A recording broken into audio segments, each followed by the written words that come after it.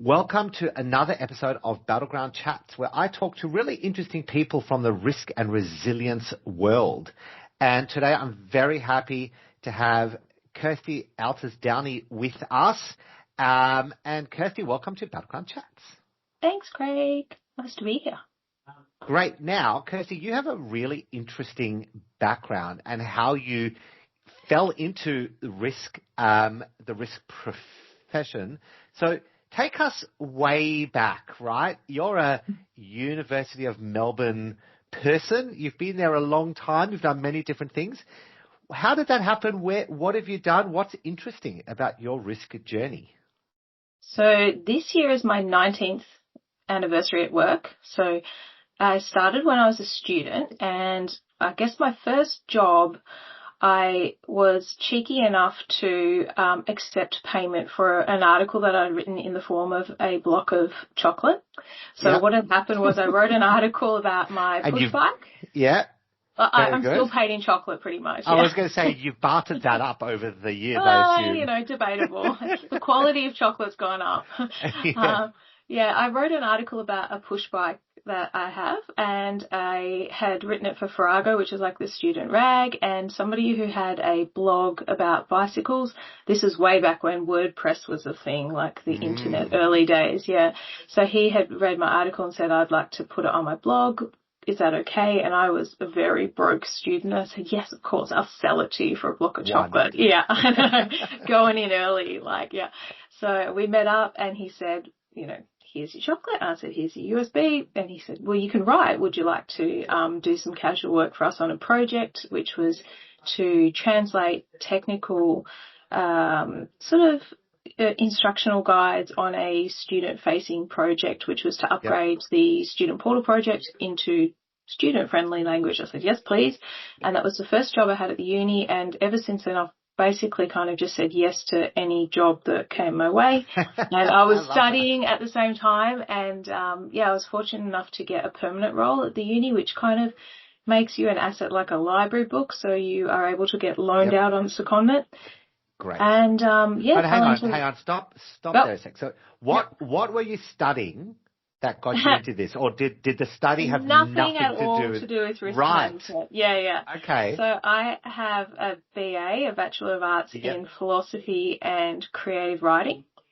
And a minor in Cultural Studies. Yeah. So, okay. Interesting. And I quickly realised that there was no career path in philosophy other than to sort of fake your own death and maybe come back and teach at the academia. But when I was there, it was when they were introducing the Melbourne model. So they generalised a lot of the undergraduate degrees and my stream of what I wanted to do basically ceased to exist. So I couldn't do an honours path. Yeah. And so just explain the Melbourne model for those who don't understand, because that was a massive change at the university. Yeah, it was huge. Yep. So it was a very conceptual change in the way that the whole university works. So it was saying we want to focus on a way of teaching students so that they get like a holistic kind of experience of learning lots of different things about different areas, and then they specialise in postgrad. And kind of the US model more than, because Australia was always undergrads that had detail. You didn't have to do postgrad, right? But if you want to do med, for example, you have to do an undergrad first, and then med is now postgrad, whereas it was an undergrad course with honours, as an example. Kind of like med and law really was the postgrad, and like MBAs and things. But then this was a big shift to making like sort of quite generic undergrad degrees and then specialising in streams, which is in one way really good because kids get to know a lot about a lot of different things. And generally when you come out of high school, you don't know what's going on. You don't know what you want to do. And for some kids, it was really amazing because you learn from different areas and you get exposed to different fields and all sorts of things. So for other kids, it wasn't ideal because they already knew what they wanted to do. And this was just a 3-year kind of pause on that process of getting to where they wanted to be. Anyway, it just meant that all of my philosophy subjects got rolled into like a generic kind of thing. Right. So couldn't do my honours, So I thought, well, what am I going to do? So I had always sort of wanted to do teaching as well. So I enrolled in the Masters of Teaching program. I survived 1 year of doing that, a high school teaching degree. I realised very quickly it wasn't for me. And I came back to working full time, and I was able to stay in the uni, and I'm here ever since then. So I really enjoyed teaching, but I went to a great school with some really good teachers, and in the first year I was like, this is not for me. I don't want to be burnt out and fried in my second year of teaching. Like, I'm out. So So risk is way less like that. Now, so you're doing random jobs around the uni. You're like in this, like a Swiss Army knife jobs that you get sent around. When did you fall into risk? It was only in the last 5-6 years. So what happened was, basically all of my jobs up until that point had been like project coordination jobs.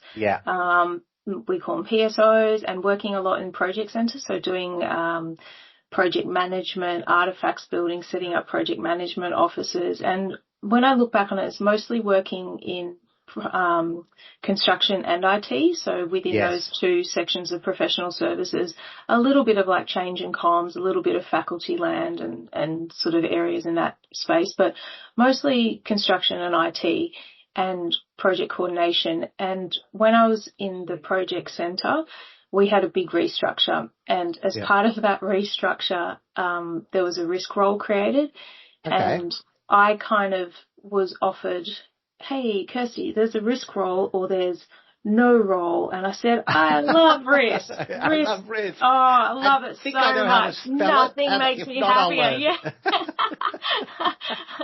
But to his credit at the time, my boss said, well, I really think you'd be good for this job because you're argumentative. You can see things across different areas. Like, you can help people solve their problems. Like, all of the things that you need to be a successful risk manager. So I kind of didn't know it at the time, but it was a good fit other than it keeping me employed as well. So that's how I got into it. Yeah. Okay. And now you're in risk. What have you learned? So what's your big takeaways about the risk world? Because I know you love to talk about this stuff. You've been to some really amazing conferences recently. So take us on the next phase. You're now in risk. What have you done? What have you learned? What have you managed to get through in this time? I've learned that I think everyone inherently in my area, which is at the moment construction, I'm lucky because people are managing risk day to day. Like, if you're not managing risk, you're not going home at night, really.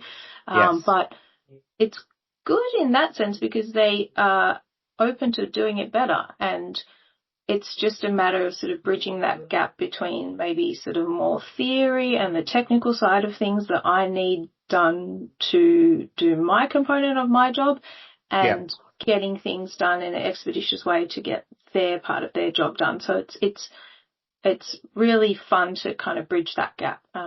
I think what I've learned is it's all down to communication and stakeholder management, and I really enjoy that part of the job. Like I was saying to a colleague the other day, I said, most of my meetings, like, we don't talk risk at the start of the meetings anyway, even in our risk monthly catch-ups, like the first 5 minutes. I talk a lot of football.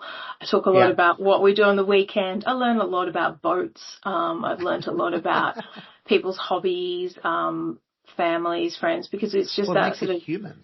Yeah, and it's fun. That's what I like about my job. Like, I don't, go in to talk all day long, every day on Teams meetings. Like, I want to be able to have a environment where they come to me with their problems and think, oh, I'm not really sure I want to tell anybody about this, but is it a risk? Can we just sort of talk it through? But maybe if we don't have that trust or that friendship, then that might not come to the surface. So, I found that really valuable. I think I've learned that risk is about thinking creatively and about being cautious, but not being paranoid. Trying to not be paranoid. That's a really good balance. That's really helpful in the risk world for sure. Yeah. It's like learning what you can control and what you can't control, and being able to delegate it, and trying to always find the right person, and not necessarily getting demoralized when you don't find the right person the first time. Always thinking, how could that person help me find another person that might help me find another person, and sort of following the rabbit warren. Which is a good thing at the uni, because that rabbit warren is enormous. Like, there are so many different connections. Yeah. So it's interesting because some of the key things I think you mentioned there around finding the right person who understands the risk. I think that sounds like that was an important part of what you try to do, cobble together the pieces until you get to the bottom of the root cause or the full understanding. But also having people that know about risk helps, or that understand risk because they work in it every day, right? Because what we find in the work that we do is if people don't understand it or don't appreciate it, it's like pulling out teeth. It really hurts and it's hard work. And so the more they understand, the easier our job is really when it comes down to it, especially project risk and construction risk, which is what you focus on. Yeah. And that was like when I started introducing like the risk framework and the risk program. We did like a bunch of system training. We said, okay, here's a new system, here's the new framework and stuff. And then that was all done. The training was done. It was during COVID time, so it was all online. But then sort of got to the end of it and someone said, yeah, but, you know, what's the difference between a risk and an issue? And I thought, oh, okay, we missed that whole where there's a problem here. So, you know, you got to go back to like the theory and like the 101 and the basic stuff. And like now, even on the SharePoint site, which is our framework, and that's like the front tile is like, what is a risk or what is an issue? Because that's, at the end of the day, that's most people just care about that. Like they don't care about all of your other terminology. It's just like things might happen, things have happened. You know, make it really simple and connect it to their day-to-day life. Like I'm always trying to think of some anecdotes or metaphors, and some of my metaphors are notoriously terrible, but go on. Yeah. Do you have any that come to mind? I wouldn't even do that to you. I can't even think of one right now, but yeah, really scraping the barrel of my creative writing degree there, but But I think you have to bring it to life. You have to make it relatable. And I think people who don't live in the risk space, they inherently understand it, but if you try to get them to articulate it, that's when they get confused. So even just coming back to issue versus risk, understanding that can really help frame in their mind what we're talking about. So that's really good. It's something small, but it's important. Yeah, I use a phrase that involves things hitting the fan and things could hit the fan. That is my key go-to. Yeah. And then they're like, oh, yeah, I get it now. I'm like, yeah, I'm not putting that in the framework, but yeah, they get it then. Yes. Has it hit the fan? Like issue. That's a really, relatable, as I said. Now, you've recently got back from the RIMS conference in the US. Tell us about that experience, because in Australia, where we're recording this podcast, our biggest risk conference is RMIA, which is roughly, let's say, 400 people. Very interesting and a great conference. RIMS USA, next level, it sounded like. It was pretty wild. I've been to 4 RMIA conferences, and the first one I went to was amazing. Like it was like going to a big family reunion, because I'm the only person who does what I do. And I was talking to a friend, I was just like, it's like family. Like, did you know there are other people who are actually risk managers? Like, there are people who do risk management. I didn't know this. Like, because I've been kind of like mushroomed off from like the rest of risk management for so long. Yeah, and when I got to the RMA, I was like, there's a thing called risk management. Who knew? It was just extraordinary. And then going to like the RIMS one, it was just that tenfold. And I think part of it when I was there was just complete like hysteria, and just the hilarity of it all was next level. Like they had their own theme song. So I don't know who or what, but they had like every year they write their own proper 3-minute song. And it like that's so cool. Look it up. You should try that. No, Battleground risk theme song. No, you mustn't do that. It's wrong.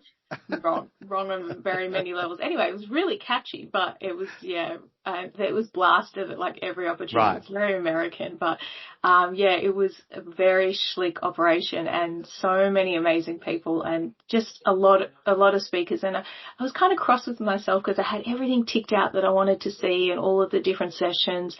And then I got there, and like you'd run into somebody and you'd say, oh, you're amazing, you know, let's have a chat, let's have a coffee. And it's like 2 hours later and you're still chatting with the person. You're like, I didn't see anything I wanted to see. Yeah, but you've met and amazing people. And that was like people. the same day on. Yeah. Amazing. Amazing. Okay, so what have you learned? So we're now last 2 minutes. What's the future of risk in your mind? What if there's one thing you think, the next big thing in risk, or one thing I've learned along the way or recently at a conference that the audience would want to hear about, what would it be? I think it's, especially coming back from that conference, it's so exciting and so shiny because there were so many young, excited, really positive, energetic.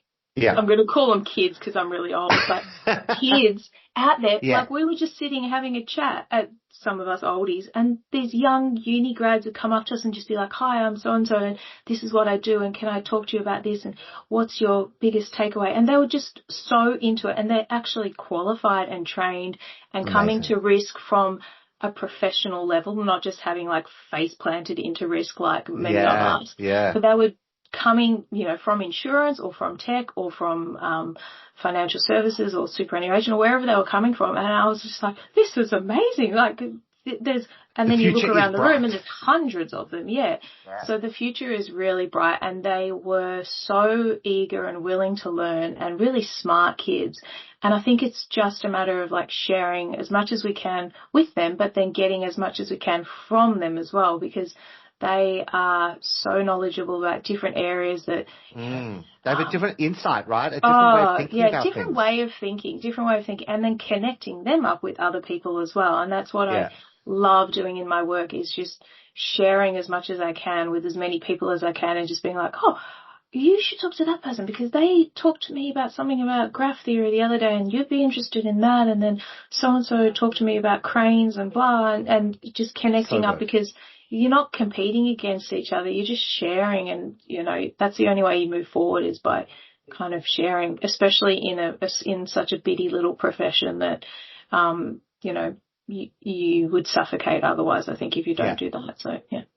Amazing. Kirsty, thank you so much for joining us at Battleground Chats. It is always fascinating when me and you get together and talk the world of risk. So thank you so much.